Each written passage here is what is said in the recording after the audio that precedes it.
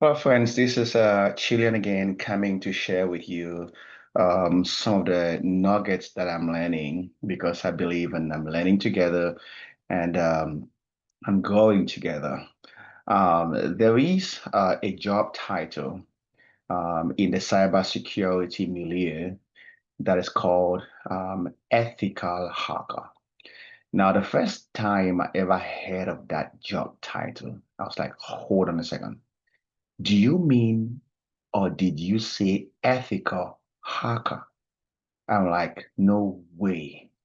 How can you take a word as good as ethical, and attach it to a word as bad as hacker?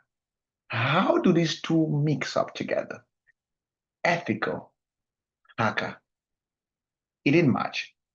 But do you know why?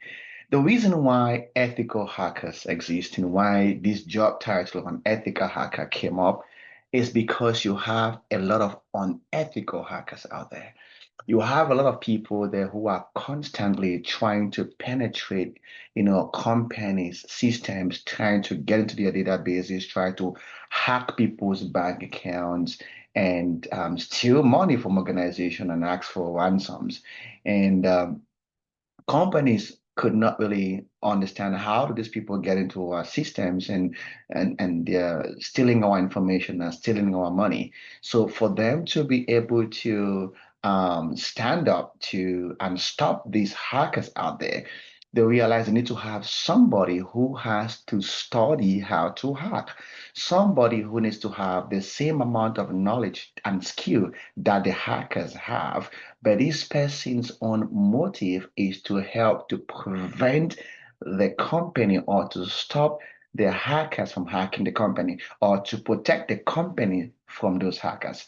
So both the unethical hacker and the ethical hacker, they both have the same skill, they both have the same knowledge, the both of them are able to do the same thing. The difference between these two persons is the motive. The difference between them is the motive. The unethical hacker is trying to steal and and extort money from people. But that's what the unethical hacker does. Why the ethical hacker's job is to try to find vulnerabilities, trying to find the loopholes that the unethical hacker can come in, try to understand how the unethical hacker thinks to protect the company against the unethical hacker. Now, this principle of ethical hacking wasn't discovered by the IT industry. It wasn't discovered by the cybersecurity industry. This principle of strategy was actually discovered by Jesus many, many, many years ago. I'll prove it to you. Somewhere in the Bible, Jesus says, and he was saying this to his disciples, he says, you have to be as wise as a serpent, but as innocent or as harmless as a dove. And just take and stop for a minute when you hear about a serpent, a snake. We all have a bad reputation about a snake. Nobody, you rarely see people who keep snakes as pets. Whenever we see snakes, we want to kill them, right? Because we have a bad reputation about snakes. But Jesus is saying to his disciples that you should be as wise as a snake, but be as harmless as a dove.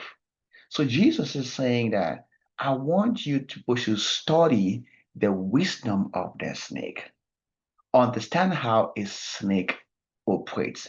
Understand how a snake attacks. Because all the qualities and the intelligence that a snake has was given to the snake by God. The only problem was that the snake used all of these great characteristics and qualities that God gave him for a wrong purpose, right? The Bible says that the snake is the most intelligent animal that God made. The snake is the most intelligent and cunning animal that God made.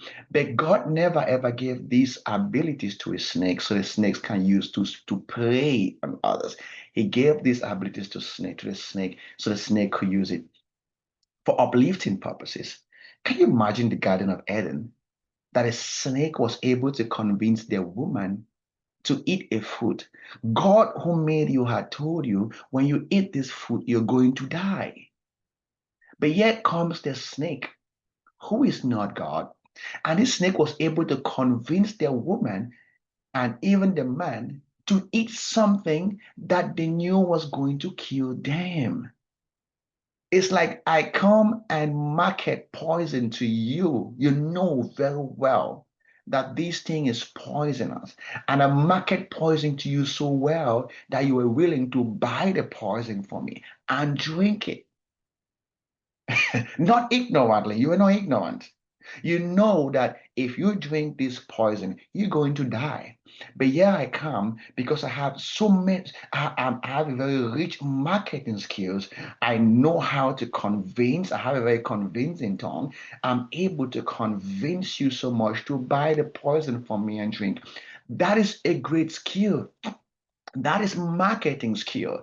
That's a skill that if you possess that skill, you can sell anything. That's a skill that can make you to be the most wealthy and the most successful businessman out there. Because the biggest problem that companies have is marketing, is how to sell the products that they produce. That's why we have a lot of advertisement now on social media, on Facebook, on YouTube, on LinkedIn, everywhere. Everybody knocking on your doors because people, companies are struggling with how to sell.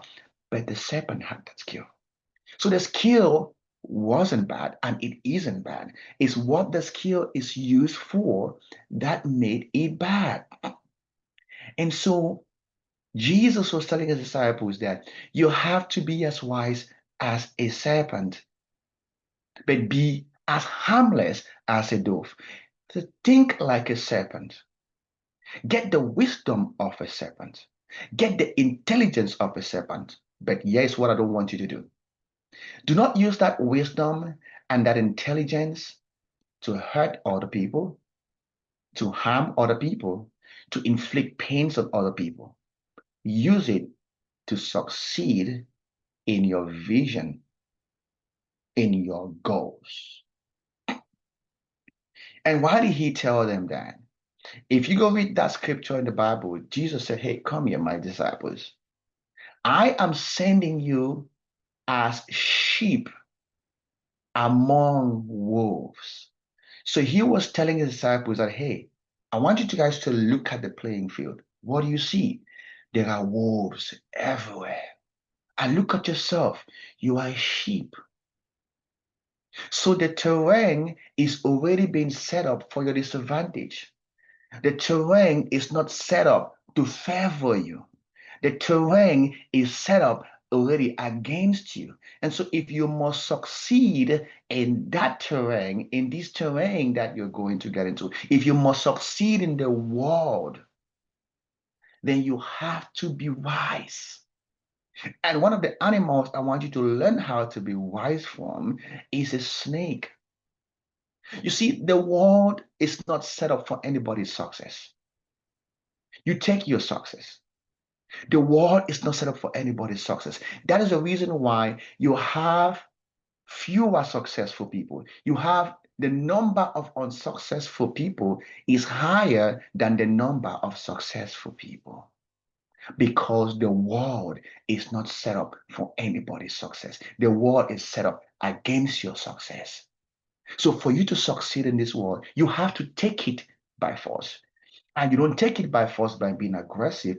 You take it by force by being wise.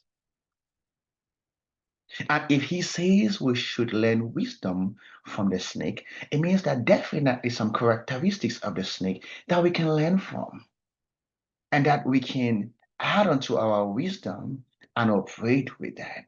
But not to use it, again, I want not to use it to cause harm or pain on other people. So we're going to look at some characteristics of wisdom. The first one I want us to talk about is loudness. Wisdom is not loud.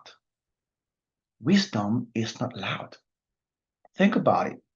When a snake wants to invade a place, maybe trying to invade your backyard or invade a farmland or invade even your garage, when a snake is coming in, the snake is not loud. When a snake is coming, the snake is not loud. When you hear a horse coming, oh boy, the horse is loud. You can get the footsteps. When a hippo is coming, oh boy, you can hear the footsteps. I know a hippo, a pack of hippos are coming, a pack of horses are coming. Even if it's just one horse running and coming, it comes with noise, it's loud. But a snake has a way, it comes in quietly, it's not loud. A pastor in the Dallas area that I respect quite a lot, his name is Dr. Richard Ferrin. He put up a Facebook message one time. It was two words. And he said, go silently.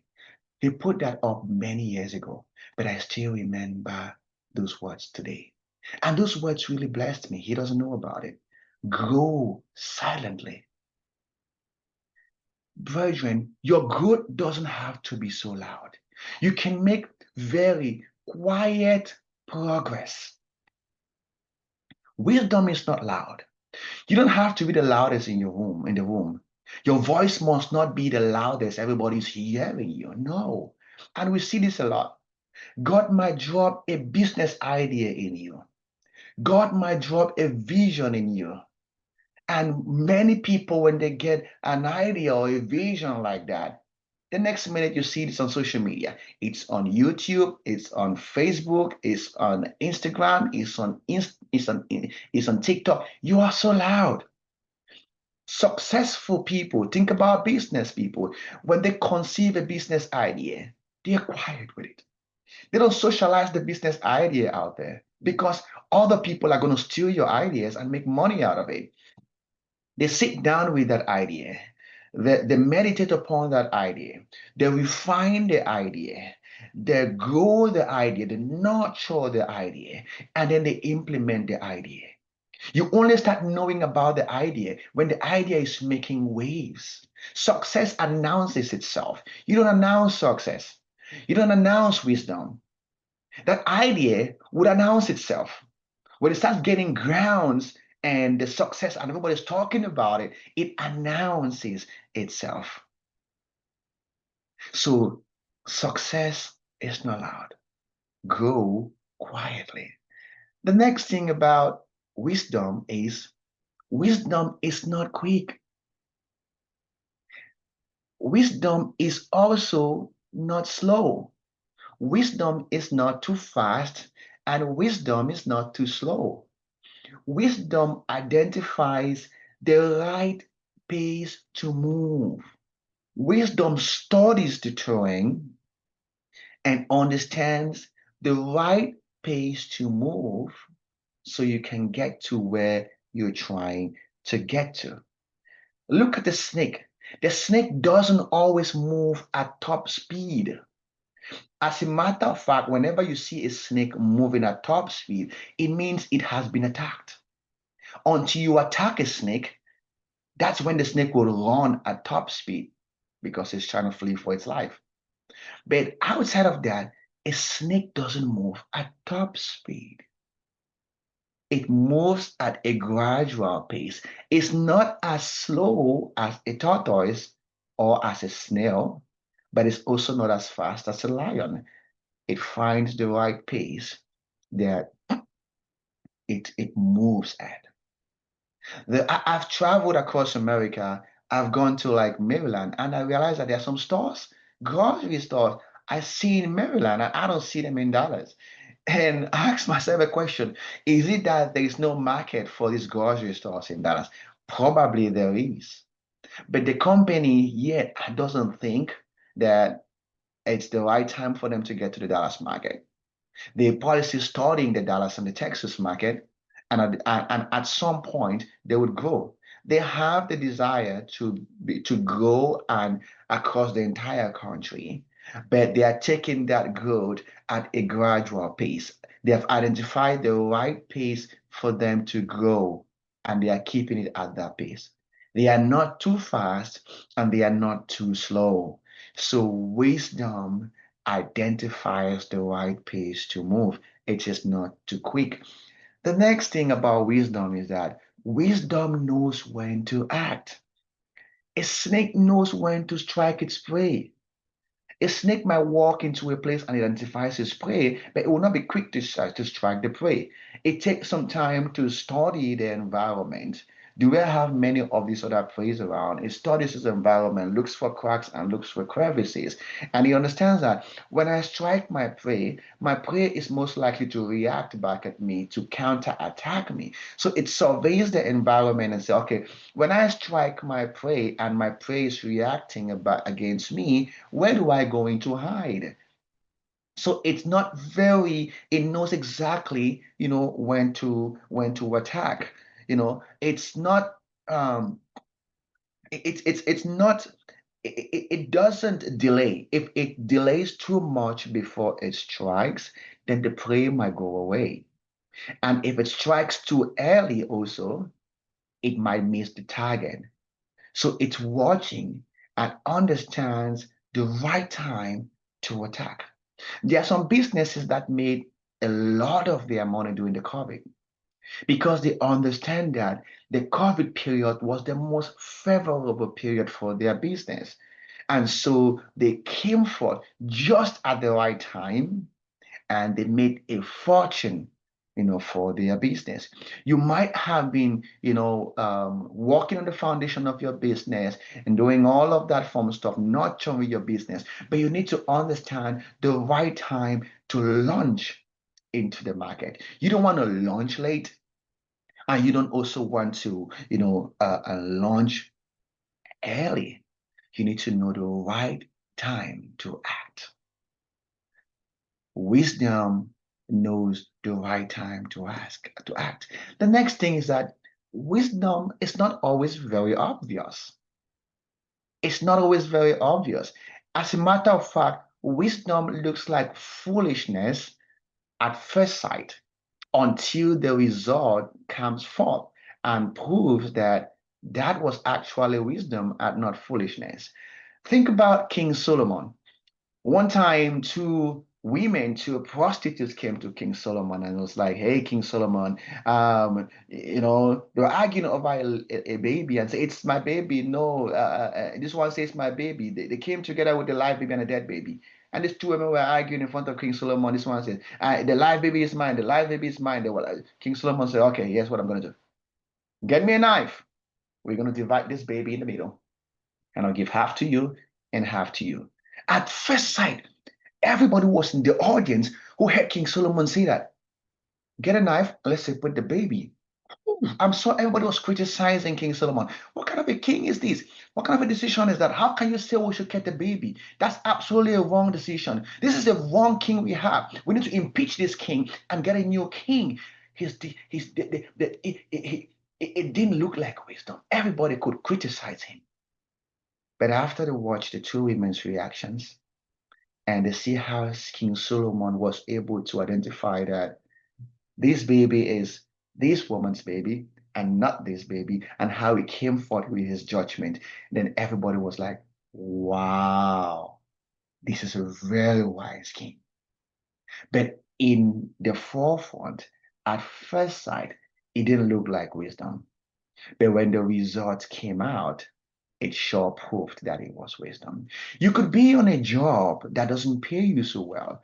All of your friends and your colleagues that you started the job with, they all left the job and went and picked up better jobs that were paying them few more dollars higher, maybe $5 higher, $7 higher. They all left the job, but you stayed on that job and you know the job wasn't paying you well, but you knew what you were trying to get out of the job.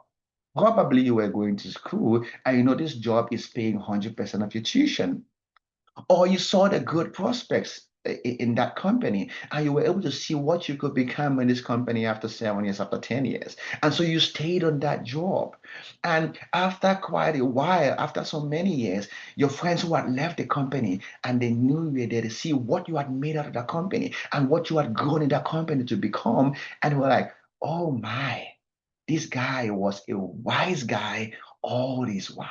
See, He's in a much more better place than we all are. We left this company. He has been sticking around here for 12 years. See where he is now. He has a great position in this company.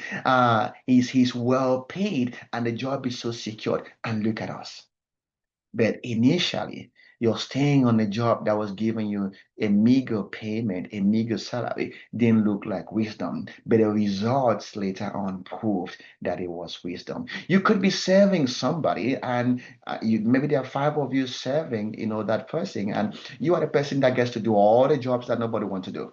Chili, I'm gonna go get me some water. Hey, please go get my bag from the vehicle. You're doing all the things that nobody wants to do. Everything that all of your other colleagues are looking at, like, he's being taken advantage of. When your colleagues look at you, it's like they're taking advantage of that girl. They're taking advantage of that little boy. This is not fair. Why is he allowing them to trample on him? But you know what you were trying to get. You know what you were trying to get. Because you were so much of a servant, you would do everything you have been asked to do. So guess what? Your boss was bringing you to every meeting. Every meeting he's going to go to, he brings you there. He takes you to meetings outside in different event centers. And while you're there, you're getting to meet, other CEOs, other vice president, other notable persons. You're able to get contacts that you would need in the future, and you're also sitting in that room serving people water. But guess what? You are gleaning from all the ideas and all the wisdom and all the strategies that you're sharing in those events, in those seminars. And somebody watches you 5 years, 7 years after that, and see what you become. You've become even greater than your boss. You've become a CEO yourself. You've become a successful businessman yourself. But initially, when you were doing all those things that nobody wants to do, all the odd tasks that nobody wants to do, initially, what happened? It was looking like foolishness. It was looking like stupidity. But later on, when the results came out, it proved itself that that was wisdom. So wisdom is not always very obvious at first sight. The next thing we need to learn about wisdom is that wisdom blends initially. Wisdom blends initially. Now, when I say blending, I'm not saying you compromise on your standards, you compromise on your ethics, you compromise on your virtue. That's not what I'm saying. Wisdom is neither trying to beat down on people's ideas, or you're not fighting every opinion on the table. You're not fighting all the wrong notions that are being said, and you are not also imposing yours on other people. You're not supporting them. You're not fighting them, but you're just quiet and you're just moving along. You're moving along like you're foolish. You're not fighting. You're just blending. As you're blending, you're gaining ground. You're gaining grounds, and you're waiting for when you've gained enough grounds, then now you start removing those your ideologies, those your rich ideologies, and then you begin to change the environment. You begin to change the community. But initially, what happens? You are blending. And that is also a characteristic of a snake. When a snake walks into a place where it has its prey, it doesn't make itself very obvious. It blends itself. It can hide under some grass. It can hide under a cloud. It's not very obvious. You only know the snake is around when it strikes.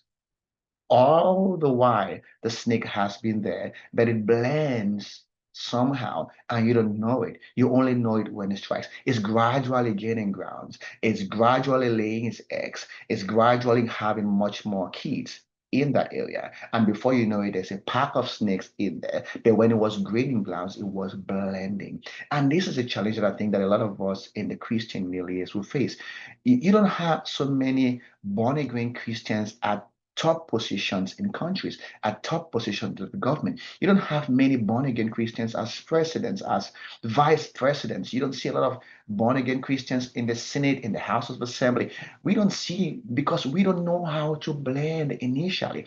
As soon as we get into the room, we want to impose our idea. We already know that the room is going to oppose God. The room is going to oppose the gospel. You already know that's the reaction you're going to get. So sometimes growing in politics, you don't have to be too obvious in the beginning. You just continue to blend. Again, you're not supporting the abortion, you're not supporting the gay rights, you're not supporting, all of those things that the Bible doesn't agree with. But again,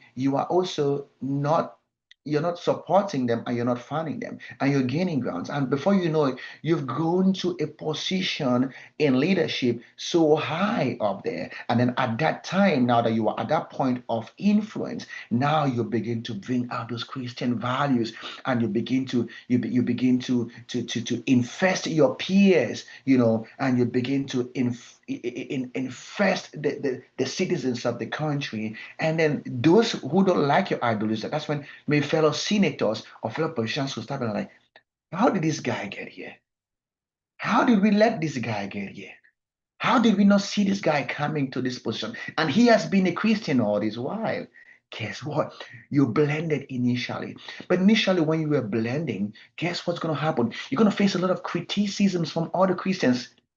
He's there. What has he done? He's a governor. What has he done? What is he saying against all these gay rights? What is he saying against? Why is he not stopping that? He was a mayor. What has he done? He's a governor. What has he done? He was in the House of Assembly. What has he done? You face a lot of criticisms from Christians. But eventually, when you get to where you have to get to, and you start affecting the nation, you start affecting the country, people will now sit back and say, "Hmm, all these while, this guy was a wise guy." So wisdom sometimes would blend initially. You don't walk into a conference where you have medical doctors and you just start sharing the gospel. There's a different way you come. Keep the conversation in the room around the medical field. Just keep it around the medical field. Continue to gain grounds with your excellence. And in due time, you will begin to affect the community of doctors. That's a little bit I wanted to share with you all today.